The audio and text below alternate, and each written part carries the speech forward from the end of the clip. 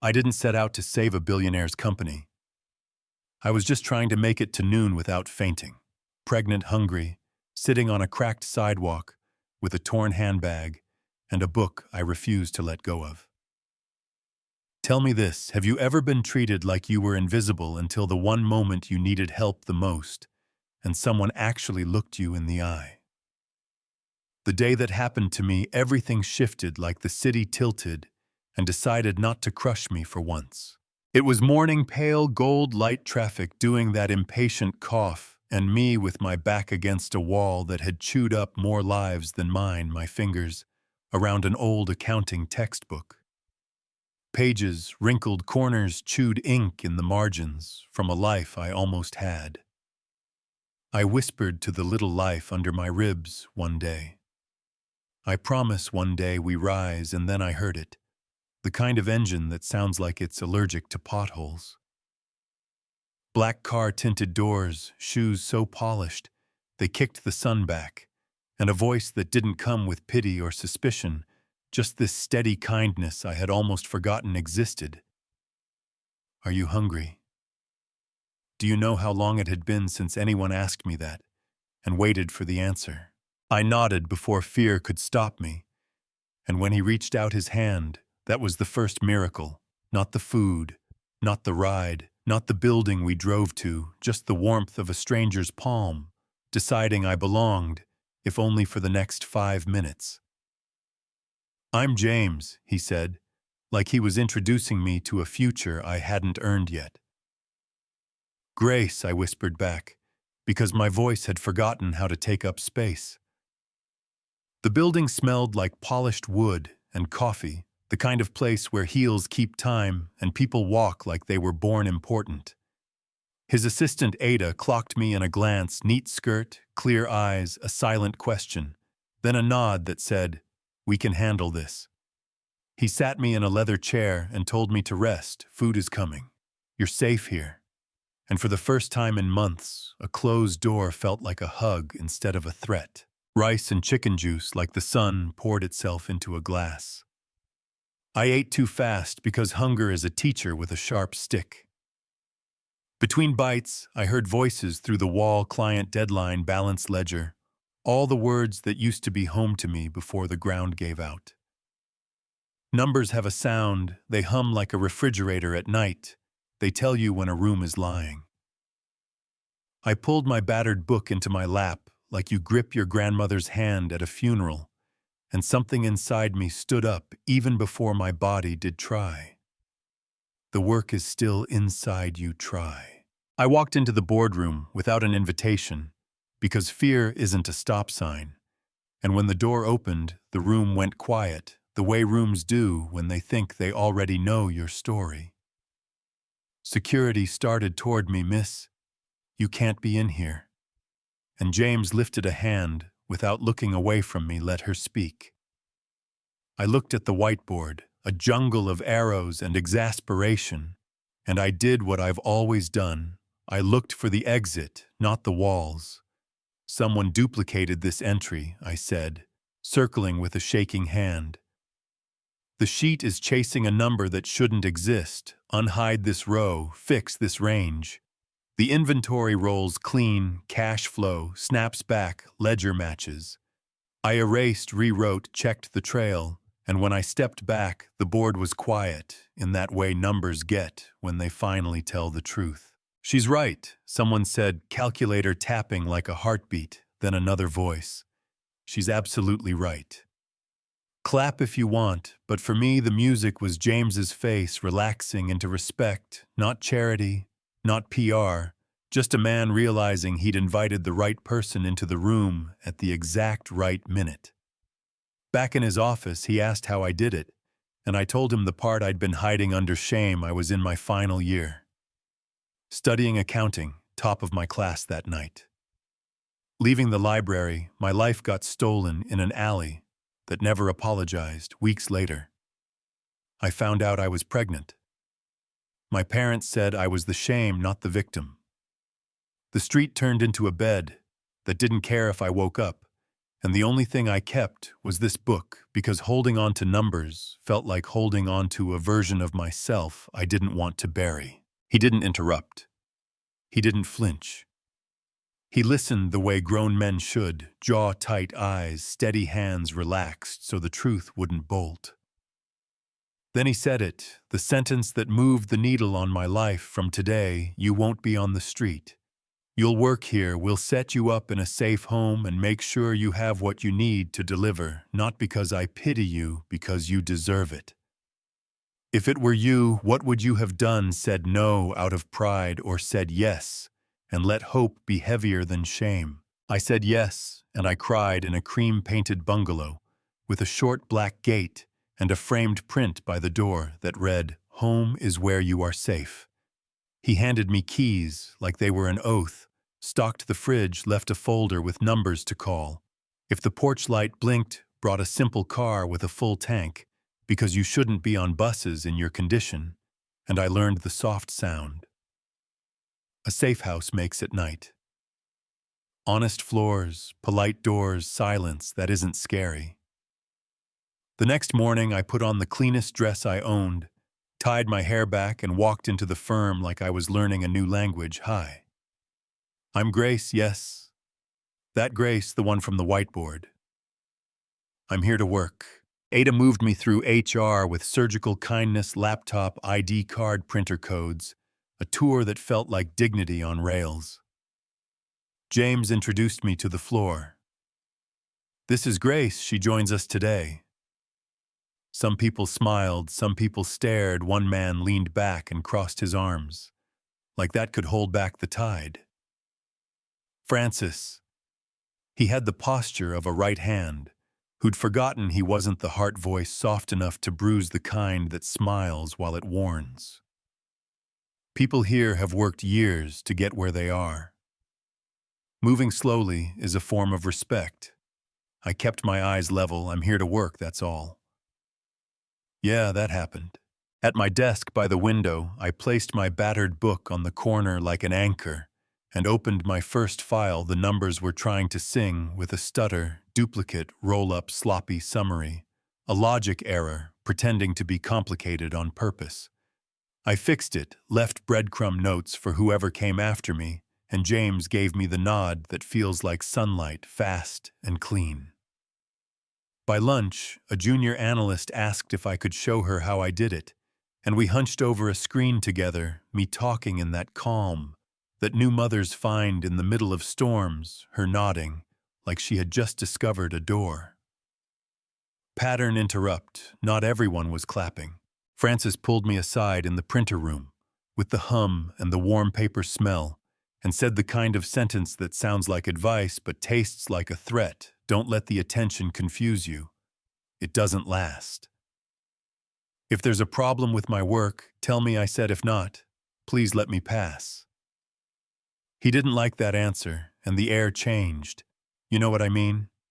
The way a room stiffens when a choice gets made in the dark. That night, the audit log, which never lies, caught him doing quiet violence, turning a plus into a minus, hiding a row, pasting a value over a live cell, saving the file under my folder, so the mistake would wear my name. The client emailed at 10, "This tab doesn't match our balance," and my stomach sank, but my hands didn't stutter. I traced the formula trail, found the sabotage, and walked to James with the calm you earn in the storm. It's not my file anymore. Someone touched it after I left. On the big screen, the version history lit up like an X-ray. PM. Floor 6, edited by Francis.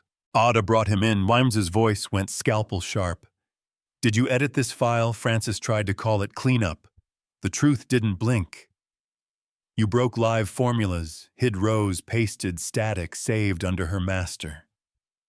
Then he said the part that burned you replaced me for a street girl you dragged inside, and you expect me to clap while you hand her my years. Watch your mouth, James said, not loud. Just final, this isn't about credit, it's about trust, and you broke it. He was fired. That morning badge on Ada's desk, doors closing behind him like a verdict. Do you think that's fair, or would you have given him a second chance? We locked down access, limited who could touch client files. Ada sat with IT until the system behaved like a system, and for a little while the days were gentle again. Rooftop lunches, jokes about spreadsheet jokes that only accountants laugh at, the way James would slide a bottle of water onto my desk, if I looked tired the way his hand would brush mine, and both of us would pretend it was an accident, until we stopped pretending. In the park one evening, golden light, slow breeze, he said it plain.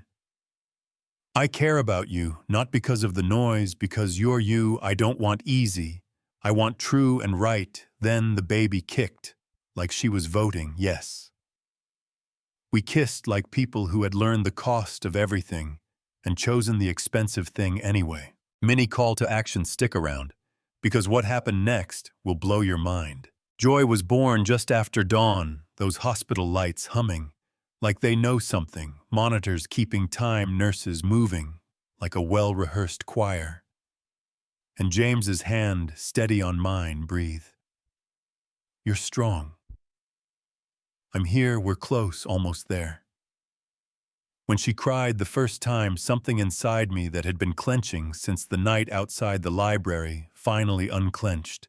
We named her Joy because anything else would have been a lie.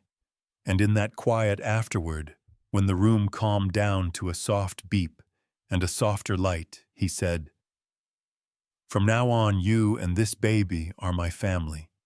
And I believed him because his voice felt like a door that doesn't slam. If the story ended there, we'd call it pretty and move on, but life has a habit of flipping the table right when you've set it neatly. The twist came at 2 a.m. Soft shoes, dark cap, kitchen window, with an old latch that sighed when it let the night in. Francis had been fired a week earlier. Anger doesn't always go loud. Sometimes it goes surgical. He turned the baby monitor so the picture lied, lifted. My daughter wrapped her in a blanket and slipped back into the dark like a bad thought. I woke at dawn, stretched, walked to the crib with a smile already forming, and my body forgot how to stand. The crib was full of air. Panic doesn't ask for permission. It just moves you. I ripped the room apart under the crib, behind the chair, inside the laundry basket. Because grief makes you unreasonable. The front door was locked. The back was locked. The kitchen window looked closed but wasn't. And I called James with a voice I didn't recognize. He said, "I'm coming," in that tone that makes distance feel shorter, called the police, broke every speed limit the city tries to enforce at that hour. Inspector Abeo showed up with the calm that makes you want to hand him your life. They dusted prints, pulled camera footage, checked the baby monitor, and on a grainy screen, a shadow turned just enough to show the jaw I now hated. They moved fast, no sirens because quiet can be kind, and we stood behind yellow tape in front of a building that smelled like heat and old paint, while I clutched Joy's tiny toy to my chest, like it could remember her for me. They knocked, then used a bar. Then there was that sound, the one I will carry until I'm old, my daughter's fierce little cry cutting the hallway in half, and an officer coming out with a gray bundled miracle, and behind him Francis in handcuffs with his eyes on the floor, like shame had finally found him. The inspector placed Joy in my arms, like handing back a heartbeat, and for a second, the world tilted back into place so cleanly I almost fell with it. If it were you, what would you have done? Scream, curse, pray, or just hold your child and refuse to let your anger be the loudest thing in the room? We pressed charges. We did the paperwork dance that justice demands, and a judge gave us the kind of protection that looks boring on paper and feels like a guardrail in your bones. A month later, we married in a small garden, with white chairs and soft yellow roses, the same color as the nursery wall, vows that sounded like promises. Instead of poetry, you saw me at my lowest. You believed in me when I could barely breathe. I choose you. I choose our daughter. I choose us. And his answer was steady as a heartbeat. You are my truth. You are my home. I will protect. I will listen. I will fight for our family. When we kissed, Joy let out a tiny sound like a laugh, and the whole garden laughed with her. And if that's not a blessing, I don't know what is. People call what happened to me a miracle, and I won't argue, but I think we mislabel miracles. Sometimes we point at the shiny parts and miss the muscle underneath. The miracle wasn't the car or the office or the applause in the boardroom. It wasn't even the wedding or the way a safe house sounds at midnight. The miracle was simpler and harder. Someone saw me as a person before they had a reason that looked good on a spreadsheet. Someone gave me a chance that wasn't dipped in pity. Someone defended the truth when it got inconvenient. Do you think that's rare because the world is cruel, or rare because we're lazy about kindness? Here's what I keep on my desk to remind me: the battered book that saved my life twice. Once because I wouldn't pawn it, and once because it reminded me that the work we do with our minds is braided tightly to the work we do with our hearts. Numbers balance when people do, processes protect when trust is intact. A locked window matters more than a perfect balance sheet. If the world around you refuses to be safe, and systems are only as strong as the smallest habit you refuse to skip. So I ask little questions when the air shifts, the pattern interrupts, that kept me alive. What part of this story doesn't add up? Who benefits from my silence? Where's the row someone hid because owning the mistake would cost them more than they want to pay? And you'd be shocked how many problems dissolve when somebody says the quiet math out loud. I don't know where you are right now. Train seat, kitchen sink, a bed you're trying not to cry in. But I do know this: you're not the worst thing that happened to you. You're not the cruelest name someone called you. You're not invisible unless you decide to be. Maybe you're carrying a dream that everyone told you expired. Maybe you work next to a Francis who smiles while he sharpens knives. Maybe you're the one who needs to ask a stranger, "Are you hungry?" and then stay long enough to hear the answer. Do you think that's fair, that we measure worth by titles and shoes and address lines? Or is worth the way someone shows up when it costs them something? Now the part that gets people arguing. I forgave Francis. Not like let him out early, not like consequences don't matter. They do, they're guardrails, not knives. But in the quiet part of me that refuses to be a house for rot. I let him go. Some people say forgiveness is a luxury. The unhurt love to preach. Others say it's the only way to make sure Joy doesn't inherit my anger. What do you think is forgiveness? A foolish gift or a discipline that keeps your future from being held hostage by someone else's worst night? If you've listened this far, thank you really. And here's what I want from you. Drop a comment and tell me where you're watching from. Tell me which moment hit you in the chest. Tell me what you would have done at the boardroom door, or the nursery window, or the courtroom bench. And if you believe talent can come from anywhere, type. Let the work speak, so somebody scrolling at 2 a.m. reads your words and keeps going. If you disagree with me, say that too. This channel is for real talk, not tidy endings. And if you've got a story like mine, hungry turned into hope, invisible turned into seen, share it so we can stack courage like bricks until the world finally looks the way we say it should. I was a homeless pregnant woman with a torn bag and a book full of numbers. Now I'm a wife, a mother, an accountant who still believes the cleanest math is honesty. And the miracle wasn't that I saved a billionaire's company. It was that when I finally got to speak, someone listened, and I didn't let the fear in my throat quiet the truth in my hands. Your turn. What happens next is up to you.